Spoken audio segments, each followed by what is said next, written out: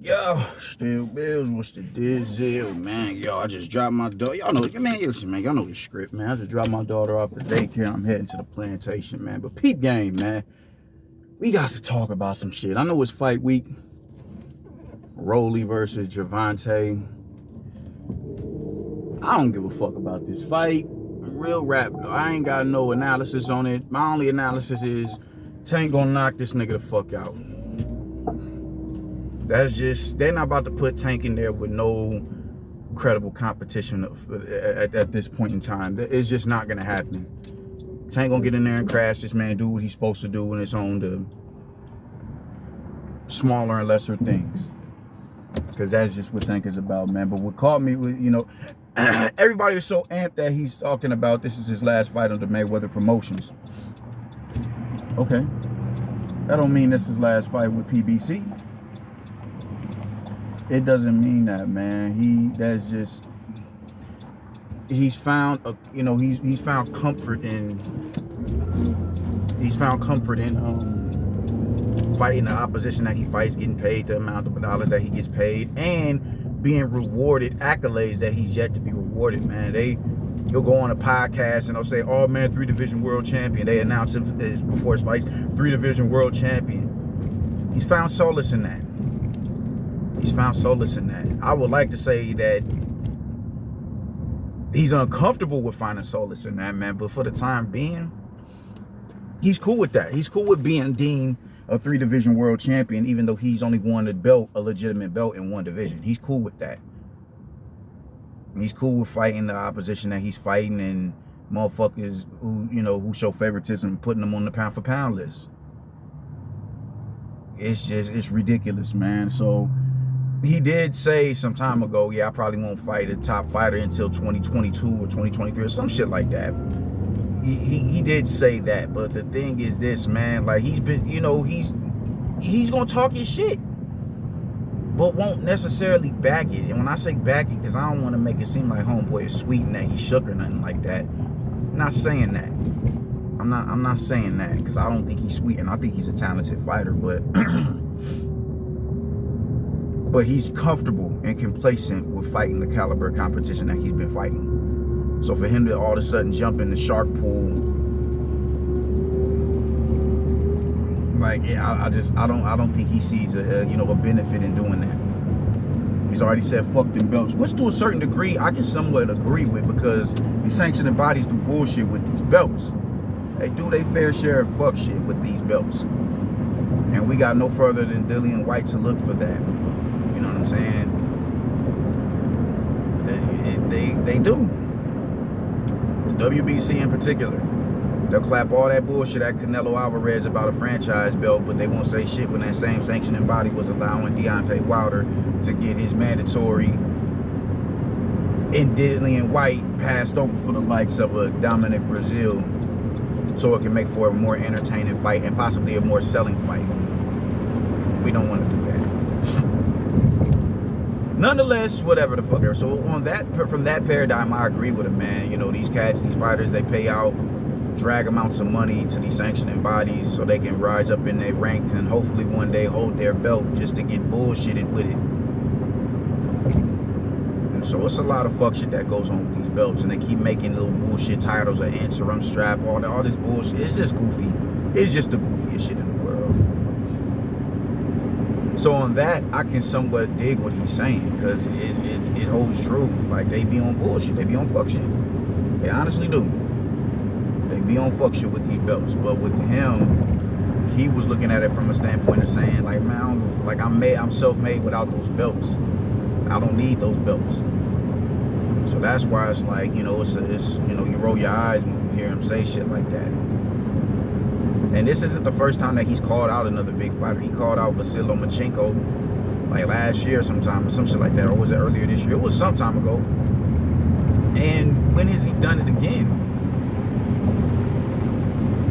I think Lomachenko's going to come back sometime late summer, early fall. Because I think the shit that's going on in the Ukraine is going to be subsided by then. But who's to say that, like, why isn't he on Lomachenko's ass right now? Like, when Lomachenko come back, I want that drama. He ain't on it like that. He ain't on it like that.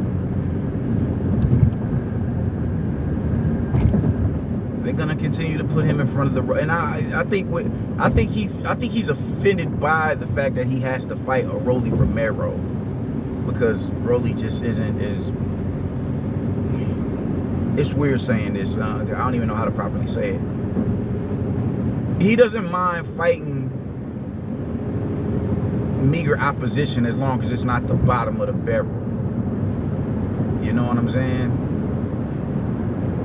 So he can fight an Isaac Cruz, who isn't the bottom of the barrel. He shows some sort of promise. But he's not no elite fighter neither. He's a fun fighter to watch, and he could possibly beat Rolly Romero. So, all right, cool. Yeah, I'll fight Isaac Cruz. I'll fight Pitbull.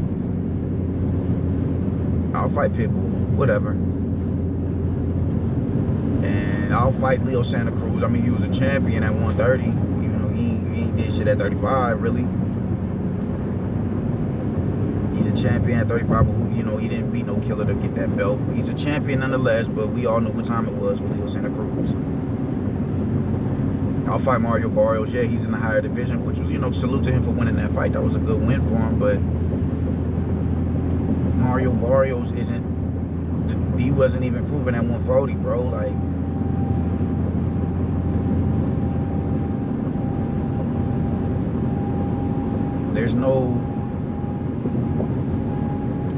there's nothing you can spin when it comes to fighting a Rolly Romero. And I think because of that, he's in his feelings about fighting him. You can't call Rolly, oh man, he's a champion. He's never been a champion. You can't say, oh, well, he's fighting in a higher division, so this is a real good win for him because he's at 135.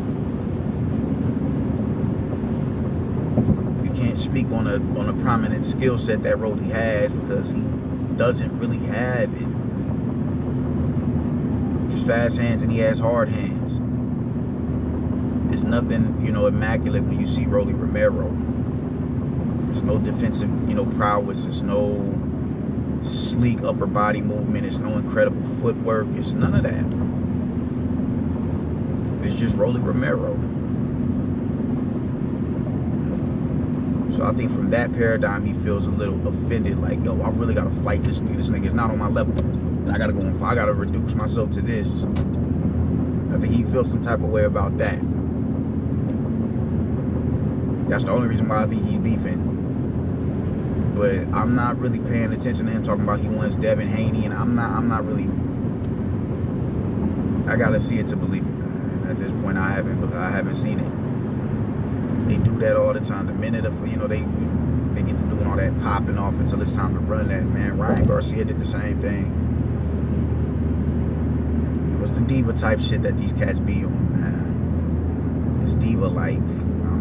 I'm just not falling for it. I don't care that he said he want Devin Haney next. That shit don't like. So okay, cool. We'll see what's up when the time draws near. So everybody's up in the tizz. Oh man, he leaving Mayweather. That means he finna start fighting better. Okay. We'll see. We shall see. Just because he's leaving Mayweather don't mean he leaving Al Heyman. That does not mean that. That does not mean he's leaving Al Heyman. I don't think people understand that. They are all one and the same. They take care of him. They keep putting this, nobody else. They got the spin doctors over there to make Tank look like more than what he is. And when I say more than what he is, I mean a 3-division world champion. Because he's not a 3-division world champion. They have spin doctors over there that can make that, that can push that propaganda. They have that. He's not gonna get that shit with Eddie Hearn. He's not gonna get that shit with fucking Bob Arum. He's not gonna get that accolade because it's a false. It's a falsy. It's heresy, bro. It's blasphemy. He's not a 3-division world champion. He can get that with the PBC. So the PBC is going to continue to push him, and they'll look out for him. Pay-per-view upsides on pay-per-view. Pay-per-view is, that's always, that's exclusive. You've arrived if you can fight on pay-per-view. He finds comfort in that. That's like, oh shit, nigga, on pay-per-view. Like, how many views you got? How many bars you got on pay-per-view? You can hold that over somebody's head. I'm on pay-per-view. You still fighting on Showtime. I'm on pay-per-view. You still fighting on Fox. You can stun on somebody with being a pay-per-view attraction, even though he's not an attraction like that. He can sell in certain cities. He may be able to sell in Vegas. He may be able to sell. Floyd live out there. I don't think, I think if he had a fight in Vegas, Floyd to do what it is that he got to do to get him that, to ensure that he, the proper amount of motherfuckers turn out for that fight. Nah, man. I'm not convinced, man. I'm not convinced. I'm not convinced that he wants the winner of George Kambosos and Devin Haney. I'm not convinced that he wants Teofimo Lopez. I'm convinced he wants Ryan Garcia. Why? Because they both want to be on some diva shit. 2 Instagram stars. Big followings on Instagram. Nothing more, nothing less. Those two followings combined, that can make for a pretty big fight. But anybody else, I'm not too convinced that he want to deal with him. Not because I don't think that he can beat him, but just because in his mind, it's like, what are we fighting for? Like, what's the point? I don't care about this fight like that. Like, I don't give a fuck. So niggas is real crunk that he's talking about leaving Floyd. And I'm just like, okay, if he leaves Floyd and the PBC, all right, cool. Now we cooking with grease. But if he leaves Floyd and stays on Showtime and the PBC, then what was the big fuss about to begin with? You know what I'm saying?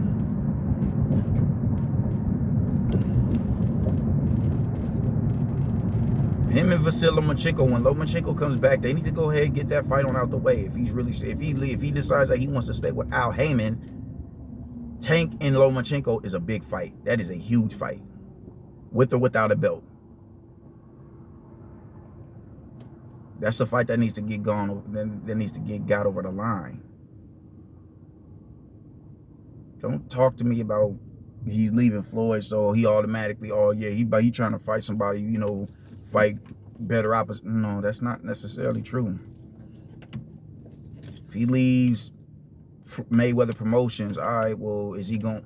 If he was to get in there with someone like a Ali Rivera, all right, cool. That shows me going somewhat in the right direction. Because I don't think Rivera beats Tank, but I think he's a step above Mario Barrios. He's a step above Leo Santa Cruz. He's a step above Rolly Romero.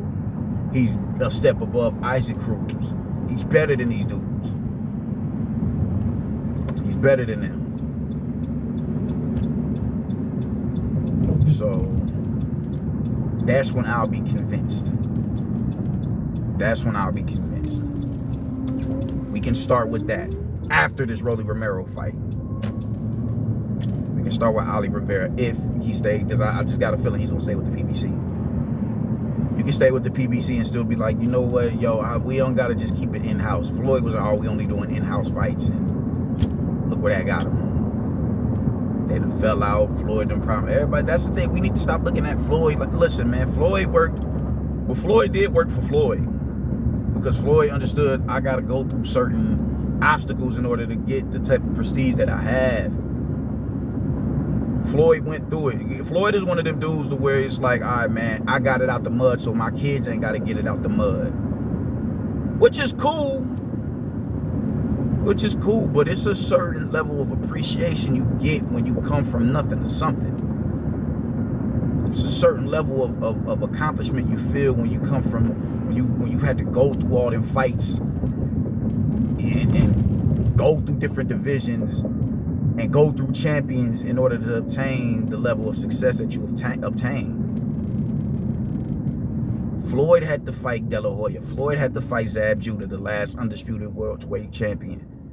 Floyd had to fight goddamn Shane Mosley. Floyd had to fight Arturo Gatti. Floyd had to fight DeMarcus Corley. Floyd had to fight fucking Corrales, Chico. Floyd had to go through a multitude of people, the Maidanas, the Castillos, the Manny Pacquiaos, Miguel Cotto, Juan Manuel Marquez. He went through a multitude of people, Hall of Famers, champions, and Class A fighters. He went through that.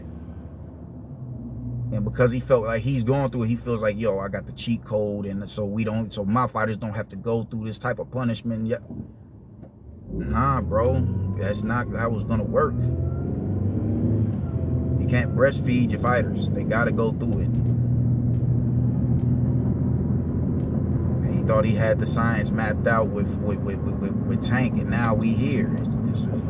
Now he's tired of it because he hears the rumblings of everybody else. He hears that. I don't give a fuck with nobody. He hears what people are saying about him.